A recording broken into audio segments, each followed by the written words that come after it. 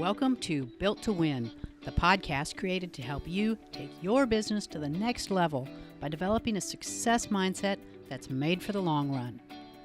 In this episode, Failure is Awesome. Learn how to leverage setbacks to grow. Neora Executive VP of Business Development Dave Fleming talks with co-founder and Chief Marketing Officer Amber Olson Rourke about the important role failure plays in achieving success. He shares some of the most valuable lessons he's learned and explains how failure can become one of your greatest teachers.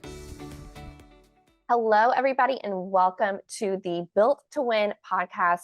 We are talking about why failure is awesome today. So that might not be your initial reaction when you hear the word failure, but we're going to really talk through this and dive deep and share some stories. So I get the honor of interviewing a colleague, somebody that I really respect, and I get to view in the everyday work environment and see how he truly lives this out. This isn't a platitude that is just on a wall, but something that he walks in and is a great leader in. And he's had a lot of super interesting life experiences, lived over in China for a period of time. He speaks Mandarin. He's full of lots of hidden talents. He's had experience in lots of industries, sizes of teams, different backgrounds, different cultures. So I think you're really going to learn a lot by listening today and kind of applying this to whatever you're walking through, the things that you're scared to maybe jump out there and do because you're scared. What if you might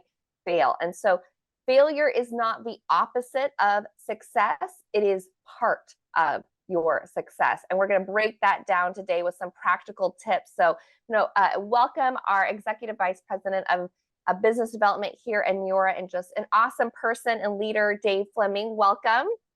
Thank you, Amber. Thanks for those kind words, and welcome everybody who fell for our clickbait. But yeah, yes, here we are. So failure is it's like a triggering word, right? People, just the word itself can give people, they start to have feelings about it. And so why do you think that is? Why do you think people have been conditioned to have this fear of failure that can be really truly gripping for a lot of people? I think that you nailed it when you said conditioned. I don't know if you used that word intentionally, but I think that's exactly what it is that people have been conditioned to think that failure is negative. Failure is a bad thing. Failure is sometimes final, and you can be defined as a failure. I think so much of that stems from, where we grew up and the culture that we live in, the country that we live in. Even like different cultures and countries have different approaches to failure and expectations and striving for success. And you hear about those differences in culture. And I think that even from the time that we're young, that's just ingrained into us. And then you follow that through as you grow, and then as you go to school and you get public recognition and praise and awards for success, and rightly so. Like I don't think that anybody shouldn't be getting awards for achievement. I think that that's absolutely part of learning how to be successful. But what people don't see is that there's always struggle. There's always failure in the process to get to those accomplishments. And that's the part that we rarely get to see. That's the part that people don't always recognize, because that's not what gets recognized. What gets recognized is the achievement. You're a straight A student. Congratulations. You did great. You won the championship. That's awesome. Congratulations. No one really sees that, hey, it took you several years to build a championship team and to finally get over that hurdle. Nobody sees that you had to study your rear end off to get those straight A's. That's the part that really should be celebrated and is celebrated in some cases, but not every case. I was reading a study a couple of weeks ago, actually, about entrepreneurial emphasis in MBA students, and how there's a German university and they had students from Germany, from Sweden, from India, and they looked at how they viewed failure, and different cultures view failure as part of the process, and other cultures view it as a negative thing. And the more open the culture is to failure as part of the growth process and part of building resilience and part of building long-term success, then the more open to failing students are. It's like, hey, I'm okay trying something because I know I might fail, but I might succeed, and therefore it's worth it. I can try, because the downside of failure is not as significant as the upside of success. And therefore, when I can flip the script and I can say, hey, I am okay attempting this, knowing that failure is a possibility, because the upside of success is just that much more meaningful.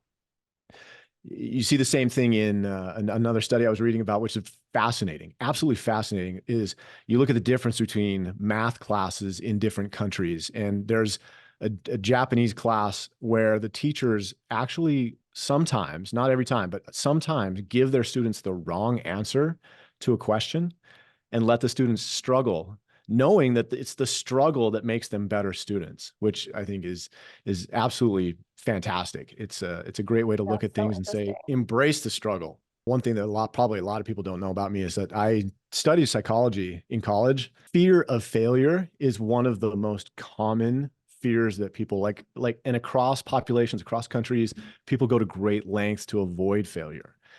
And in the process, you miss out on some of life's greatest opportunities, because nothing significant. I don't know when I learned this. I don't know. At some point in my life, I learned like nothing of significance is ever accomplished without some risk. And, books like, Robert Kiyosaki wrote a bunch of books, and he's talking about failure, and one successful startup is worth 10 failures, and those kind of ideas. And one of the quotes that I love, that I learned in psychology when I was Carl Jung, great psychologist, said that mistakes are, after all, the foundation of truth. Because if a man does not know what a thing is, it is at least an increase in knowledge if he knows what it is not, which I thought which is a great mantra to live by. I love all of those different cultural references and seeing how different people and different cultures kind of deal with this topic. And I think some of those examples that you gave are probably very different of a philosophy than many of us grew up with and experienced ourselves. And I do think, for listeners, you can probably think back into a moment in time growing up where you had this thing that was embarrassing, or this thing that you felt you failed at. And it was like this moment for you where you're like, I don't want to feel that way. And a lot of that is what happens after that. Like, how did the people around you respond? How did you respond? And so I think that's something interesting, because when you are aware, you can make different choices of like, where is this trigger coming from? So for you growing up, did you see the value of failure always? Was that something that was just, natural for you? Was it a process? Like, how did that evolve? Absolutely not. No, I was terrified Double of no. failure. I was absolutely petrified of failing when I was young, when I was a kid, because I mean, and this is probably my personality, but man, I did not want to let anybody down. So I did it all. I was a straight A student. I won every award. I was going to do everything right, because I honestly, I cried at recess when I got in trouble. Like if I broke the rules and like I did something wrong, like I legitimately like internalized that to the point where I was like literally crying in recess. Kids aren't supposed to cry at recess. When I was younger, I really truly believed that if I tried hard enough and if I worked hard enough and was that dedicated, that there was this state of infallibility where I could really truly live life without making a mistake. Like I honestly, at some point, I believed that. I don't remember exactly when I realized that that was not the case. Like I was never going to be able to like make every decision perfectly and achieve everything ideally the way that I had drawn it up in my head. And I think I'm not unique for people in my generation. I think my generation, we grew up not learning from failure in the classroom necessarily. Like we learned in the classroom about the successes. And again, going back to what we were talking about earlier, we didn't learn about the process that led to success. We got the emphasis was on following directions, on creating success by following a pattern. And if you followed that pattern successfully, then you were also a success. And I don't think that's necessarily a bad thing, but I think it leaves out a significant part of that process. I think it doesn't foster a culture of learning through struggle. because the emphasis isn't on the struggle. And I think that's the mind shift that has to happen for people to really start learning from failure, is to start accepting failure as part of the process of success, rather than accepting success as the ultimate and only destination. I can't remember who said it, but to be able to get what someone else has, you have to be willing to do what they've done to get it. And because that's kind of wraps it up. That's kind of sums it up. Like, there are a lot of people who accomplish a lot of great things. Like you've been an incredible success. You were just on live television in Kentucky. These things that happen, and they don't happen just because. Like, there's a process to get there, and there's definitely this embracing the growth, the struggle, in order to make the good things happen. And I think that's what we need to focus on a little bit more. I love the words journey that you used and part of the process, because I think that really hits home, because so many times I see people, they want the end destination, right? Whatever that end goal is, but they're simply not willing to go on the journey to get there. They give you a list of the things they're not willing to do. I'm not willing to do this. I'm not willing to do that. And a lot of those things that they're not willing to do is because they're not willing to get outside their comfort zone or do something that they potentially aren't great at, which is kind of like a form of failure, right? It's like, I did the thing, but it wasn't great. I didn't feel great about it. And so I think, yes, that willingness to go on the journey, which is going to include some successes, some failures, but the end destination is where you want to go. And so many people can't get to that end destination because they're not willing to be on that journey. So I think that is so on point. So was there a time, you're kind of going through these life experiences, you're going through education, you're going through, coming out of college, starting business. Was there a time where your attitude towards failure really shifted and you had these moments where you kind of redefined for yourself what failure meant to you? Yeah, absolutely. And I kind of look back over my career, over my life, whether it's professional or personal or whatever. And there are these moments where they're kind of defining moments where it's almost like a light bulb goes off, and you are suddenly inspired or enlightened, or you realize that, hey, maybe there's something more out there, or maybe there's something that you were afraid of that you don't need to be afraid of. And there were a couple of times, like specifically times in my life where I remember that happening. I remember one time when I was probably 13 or 14 years old. I was way into Boy Scouts. I was an Eagle Scout by the time I was 14 or something like that, like crazy. Like, I was way into it. And so I was at this merit badge powwow, is what we used to call them, where you'd have like scouts from all over the state would come and they'd study merit badges, and you could, you're studying things like fishing and camping and wilderness survival. Well, there was this other one that I signed up for called salesmanship, ironically, which now I find myself in business development. And I sometimes As the head wonder, salesmanship. yeah, was this like was this meant to be? Or yeah, was this foreshadowing, or was this the moment where my life pivoted towards this? And I don't know the answer to that, but it was this. So I'm in this merit badge class, and it's really something. We're 13 or 14 years old. We're not learning how to, build strategic plans and implement plans. We're learning how to identify like the main selling points and to communicate those effectively of a given product. And so, it's a simple thing, but our assignment is that we have to present to the rest of the room. And so, for me, I was pretty shy 13, 14-year-old, standing up and presenting in front of 100 other people, even though they're also 13, 14-year-olds, was super intimidating. And so I really worked hard on this presentation. I wrote every word that I wanted to say. Like, I was gonna nail this as best I could. And I show up to give my presentation. I realize that I've forgotten my presentation. It's at my house, and here I am at this class, and I've got nothing to go on. So I have to present this thing from memory. And I stand up, and I'm super uncomfortable, probably sweated my way, mumbled my way through this thing, and sit down. I'm like, oh my gosh, they're going to kick me out of this class. Like, I literally thought I was going to get kicked out of this merit badge class. And so the teacher stands up and he says, hey, we've great job, everybody. He said there were 3 standouts in this class, and I'm going to give awards to the 3 standouts. And he gave out the first 2, and he was like, and they were like they were well spoken, they were very polished in their presentation, like definitely stood out.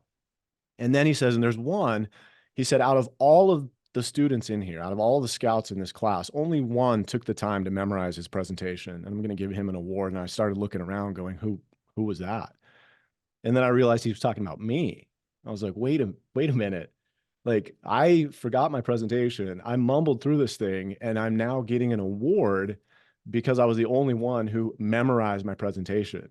And there was something at that time that Put in it the work. clicked. Yeah. I was like, wait a minute. So what I thought was a massive failure was not at all. And Right. it wasn't because my presentation was that good. It was just that it was my expectation versus his expectation. His expectation as the leader and the teacher in this class was that, hey, only one of these people actually did this from memory. And so I remember, like, that was something that I carried on, and remember that, it comes down to, you know, showing up and just doing your best, because you don't always know. What feels like failure to me isn't necessarily failure. And so I carried that through. I carried that into business school. Business school was like an intense period of growth. We were studying like case studies of big companies, of massive successes and huge failures, and learning the principles of each. And what we learned is that, like, in business school, when I got there, is like learning how to fail, or learning that failure is part of the process, is a skill. Like, obviously nobody sets out to fail. Nobody sets out to say, this, like, it would be great if I failed 10 times in order to get to my Yeah. destination ultimately.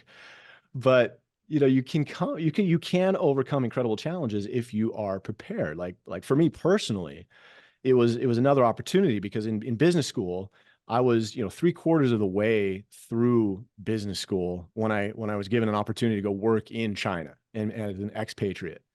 And it was awesome. I was like, this is, one of the things that I've always wanted to do in life. And here it is, but it's coming at the worst possible time. Like, I knew that if I didn't finish my MBA, that I probably was never going to get back to it. So I was like, but I can say, I'm going to figure it out. I'm going to say yes to both things. And I know that there is a chance that this is not going to go well, but I've got to give it a chance, or I'll regret it for the rest of my life. And so what I did was I figured out how to juggle working in China, taking classes in China for an MBA. I ended up at Rutgers University for a few credits that I transferred to my university. Everything worked out, but it was because I was willing to take the chance, and I think that a lot of experiences that I'd had up to that point prepared me to say yes to even taking that chance. Because I mean, yeah, there's absolutely a possibility that I would have failed out of business school because I couldn't work full time in China and go to classes, but it did work out. And so I got to accomplish one of the things that I always wanted to accomplish in a setting that I'd always wanted to work in. And so, yeah, because I was willing to take that risk, everything worked out.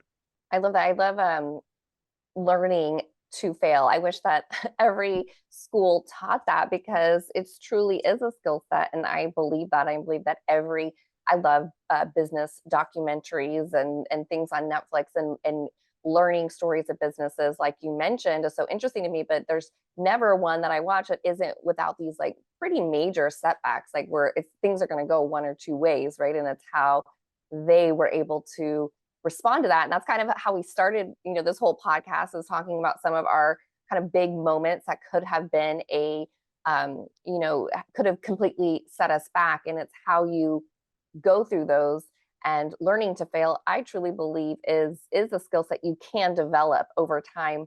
And so I know that you've worked in lots of different places. We just talked about, moving to China and doing your MBA still in the US. That is something that, is a big yes to say yes to. And a lot of things could have gone wrong. I always think about, you kind of talked about the upside, is like, I'm so focused on winning that I'm not scared of of losing, but I also know I could lose, right? You're never just thinking, oh, failure's not going to happen, but you're so focused on what you're trying to do that you're not worried about failure because you know you can just work through the failure because you're still going to be focused on winning. And so, we kind of learned about different cultures and different professions. And I think one thing that's interesting is that there are different businesses that tend to have a different take on failure. And so tech and Silicon Valley, I think they have a different approach to failure that might not be as so traditional like the corporate America world. And I know that you had some significant experience in Silicon Valley. How did that change your view of failure? Yeah, that was a fantastic experience. And I think what you just said is really kind of like certainly something we want to highlight as part of this podcast is like, yeah, we go into things knowing that failure is a possibility, but that doesn't keep us from attempting those things, because if it did, we would never attempt anything, because failure Right. is just part of the process. And working in Silicon Valley really, really opened my eyes to some different ways of thinking, because there's a mantra throughout Silicon Valley that's fail fast, fail often, which I think is a huge kind of oversimplification of what you're doing there. Like, obviously, you're not trying to fail as many times as possible, but failure is part of growing something significant. You look at all of the big iconic brands that come out of Silicon Valley. There's not a single one that had a clear, smooth pathway to their massive success. It Right. just, and no company does. I mean, look at the company that you co-founded, like that, massively successful, but certainly not always smooth. And that's Right. It's kind of the part of, counterpart to innovation, right? If you're going to do something innovative, you have to do a lot of things people haven't and do a lot of things that maybe aren't going to work, or you're just going to be like everybody else. exactly right. And then if you do what everybody else has already done, then there's really where is the opportunity is that in that. And that was one of the things that I loved about working in Silicon Valley, is that everybody was out to change the world in their own way. Yeah. Make an Whether impact. that's like letting people share files through the cloud, or or starting social media networks where you can connect with people that you haven't talked to in literally in years. And then how do you make that a value to society? So I mean, everybody was out there to do something huge and significant, and I loved that about it. And I don't know who said fail fast, fail often. I don't know who said that first. It certainly doesn't belong to Silicon Valley, but Silicon Valley kind of adopted that. And I think the point's well received. Like, if you're going to pursue something, like, the whole idea is like, find out if it's going to work quickly. Like, don't spend years and years toiling away at something that's not working and expect that eventually, maybe with enough hard work, it's going to come together. And so in Silicon Valley, they don't really call it failure per se. They use the word pivot quite a bit. And so you start off with this big idea, and the big idea doesn't maybe pan out the way that you thought it did. They don't say, well, we failed. They say, well, we pivoted and we pivoted to something else. And some of the biggest companies, like, I love, like Twitch, one of the biggest live streaming networks.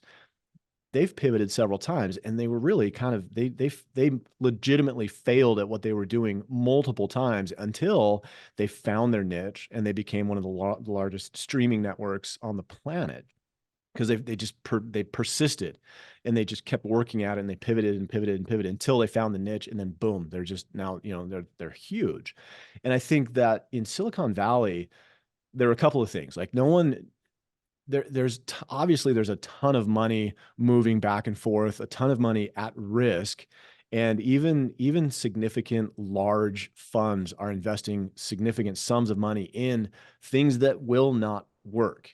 But they don't stop investing in things because it might not work. They invest in more things, knowing that one or two or three of these will work. And so you don't fall in love with the upside at all costs. In fact, the opposite. I think you understand that not every idea is going to work. Even great ideas don't always work out. But if you keep trying, and if you keep investing, and you keep pivoting until you find that sweet spot, that's when you really see the success. A couple other things that I learned there was, nobody ever said we can't do that. in Silicon Valley.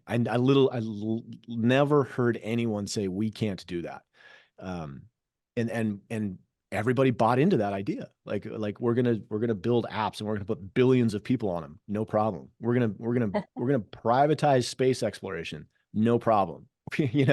No idea was too big and no hurdle was too tall to overcome. So when I was there, we were working on app development, and we had big names in Silicon Valley on our board of directors, former Facebook executives, co-founder of NetSuite, like people who were legitimate, iconic personalities in Silicon Valley. And it was super, super fun to work with them and see how they thought about things. We built an app, and ours was mostly about online social communication, kind of Zoom meetings before Zoom was a thing. And so we pivoted several times. We land and we find our niche. We put 150,000 users on our app in a 7-day period. And we're like, this is fantastic. This is awesome. Well, our 150,000 users like crushed our IT infrastructure, like completely killed our app just from the pressure, just from the amount of people on it. And, I was in business development, and I'm like, our clients are freaking out. Like, we have people on meetings and the meetings are blowing up. And he looks at me, stone cold, looks at me, says, it's not like we're killing people. Like, we're blowing up their meeting. It's not like we're killing people. Like this, we're not like, these aren't artificial hearts that are going bonkers and people are dying. And it kind of shook me out of like this mindset. I was like, oh my gosh, like this is such a horrible thing. And he's like, no, like this is not that big a deal. Like, yeah, we're in the process. And so it really helped put failure in perspective. Like, here I am thinking like, man, what a disaster. And he's like, this is just part of the process, man. Like, get over it. Yeah. I always, that's a great story. And I always try and live by the mantra, if it won't matter in 5 years, don't spend more than 5 minutes upset about it. And that is one where it really kind of helps me put in perspective, because then I really have to challenge myself, because sometimes I like really want to sit and being upset about it. And then it's like, I really had to honestly, if you're to honestly tell yourself, does this really matter in 5 years? More often than not, the answer is no, right? And so you can feel the feelings, you feel your feelings, validate them, process them, journal about it, learn the lesson, but don't hold on to it, which is the point, right? It's like, don't absorb that, oh my gosh, the world is ending, or this is so big of an issue. Yes, it's something that needs to be addressed, but just keep moving towards the next thing, and kind of leave that perspective of how important is this really going to be, in 5 years. So that is definitely a journey. I think it takes a lot of practice to get to that, where you're able to just kind of shrug it off like in that story. But you've got to put in the reps, right? It starts with trying to practice that and put those things that happen to you in perspective, and you get better and better over time, and you end up like that CEO in your experience. So, talking about that as a process, and it's not like this, nothing really. It's a one-time event where it's like, read the book, got it, I'm good to go for life. Did the experiment, learned it, ready to rock and roll. So what do you do to kind of maintain those things, maintain a growth-based mindset instead of a fear-based mindset, which fear-based mindset is really a lot of times the fear of those failures? What are the things that you do that keep you on that track and growing on that track? That's the big question, isn't it? Because I think it's difficult. Any given day you could wake up and be in the middle of your fear-based mindset and then have to pull yourself out of it. I love what you said. I love the idea that I'm not going to spend more than 5 minutes worrying about something if it's not going to matter in 5 years. I think that's a great perspective that I think everybody could benefit from, because so many things in life fall into that category. It's like, yeah, most, right? most, yeah. It's like, don't sweat the small stuff, because the small stuff does not matter in the long term. But for me, it's like maintaining that perspective is critical, because especially what we do, there are a lot of people counting on us to make decisions, and we've got to make the decision whether it's right or wrong. And we're not going to be right all the time. I wish, like, going back to when I was a kid, I wish there was this state of perfect, infallible flow where every time you make a decision, you're making the right decision. But that's just not the case. Like, nobody's ever made the right call every single time. So I think understanding that you are going to make mistakes is really, really important. Well, one way that I kind of keep that in the forefront of my mindset is I read a lot. I read a lot about, business leaders. I read a lot of biographies. I read a lot about, I'm like right now I'm way into historical nonfiction from the late 19th century. Like I'm reading about Nikola Tesla and Thomas Edison and Westinghouse and all of the things that came about because of some things that we probably wouldn't be allowed to do today in terms of experimentation, in terms of like, they're electrifying homes in New York City, burning them to the ground because they didn't have all of their electricity figured out quite yet. And so I'm learning from other people's failures, learning from the fact that all the people that we talk about historically, like the Thomas Edisons, the Nikola Teslas, the Teddy Roosevelts, like all of these people who we know by name as historical figures, their lives are all full of different challenges and failures.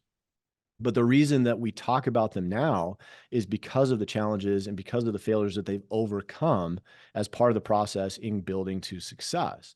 And so for me, that's one way to really bring that home is reading about it and just understanding, hey, a lot of people have gone through the same thing. And I hope somebody talks about me 50 years from now, 100 years from now, which means if that's going to happen, I'm going to mess up maybe in some significant ways, but at the end of the story is going to be that legacy, that success, that ultimately that's what everybody's shooting for. And I think if you're listening to this podcast, that's probably what you're hoping to accomplish, is at some level, being significant and putting your stamp on this crazy world that we live in.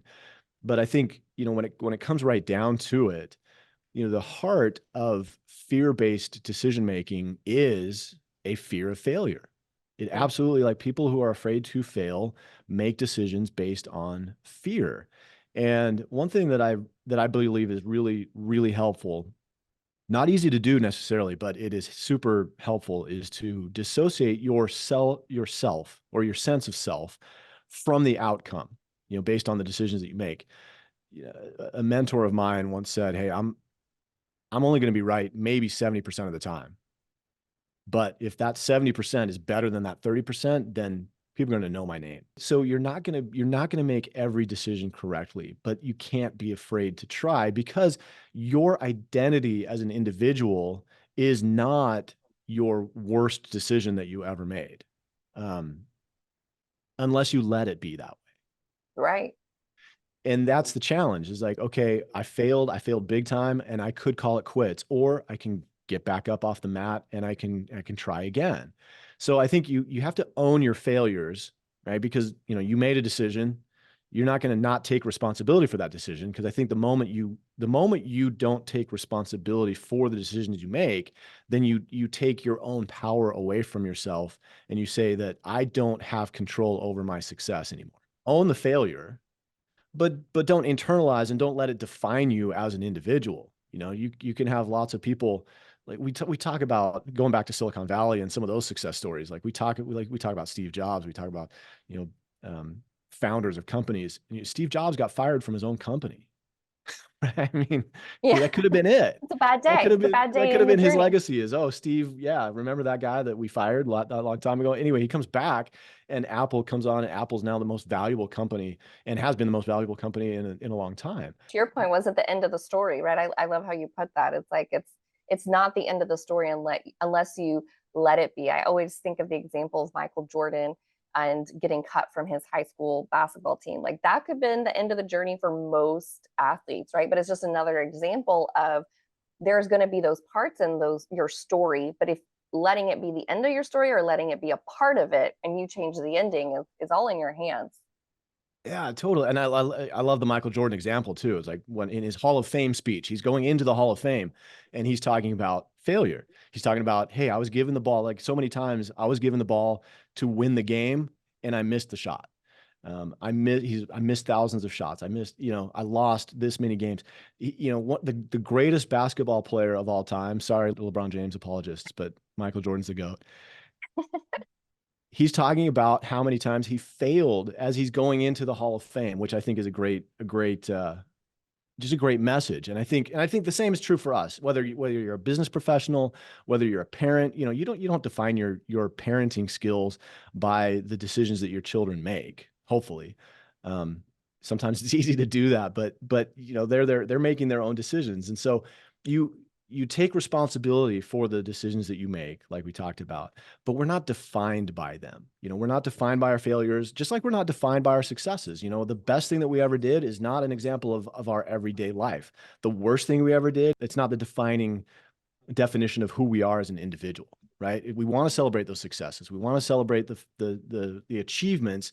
We just have to remember that those achievements, they do not come without the struggle and without some failure.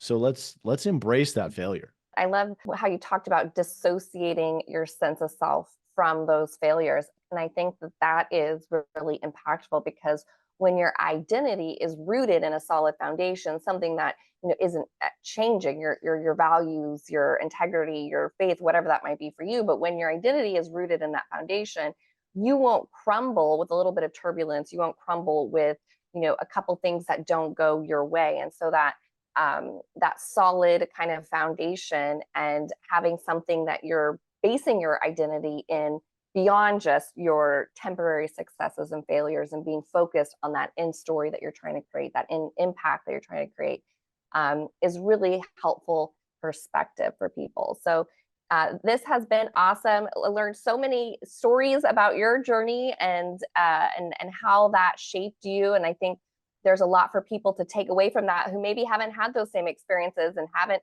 had exposure to these different cultures and different types of environments. And I think there's so much for people to learn and think on. So thank you so much, Dave, for sharing all of your wisdom today. Yeah, thank you. This is fun. We got a lot more to dive into too. So I guess we'll have to schedule another one.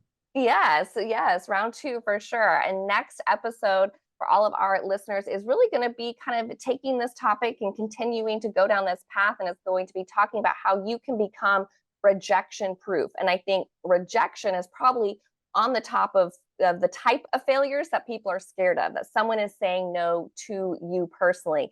And so we're actually going to bring on our very first guest podcaster onto the show. Her name is Susie Moore. She herself has a really successful podcast, and she's going to be talking about her journey to become rejection proof, to help all of you in this journey. Because again, it's a journey, it's a process. You hear us say that over and over. It's not a one-time thing. And we are here to be a part of that journey with you. So we'll see you next time. That was Neora's Dave Fleming and Amber Olson Rourke talking about learning how to leverage setbacks to achieve more growth. We hope you've enjoyed this episode, and if this is your first episode of Built to Win, we invite you to go back and listen to our story from the beginning. You can find us wherever you download your favorite podcasts. And while you're getting to know us, be sure to rate us and drop a review to let us know what you think of the show.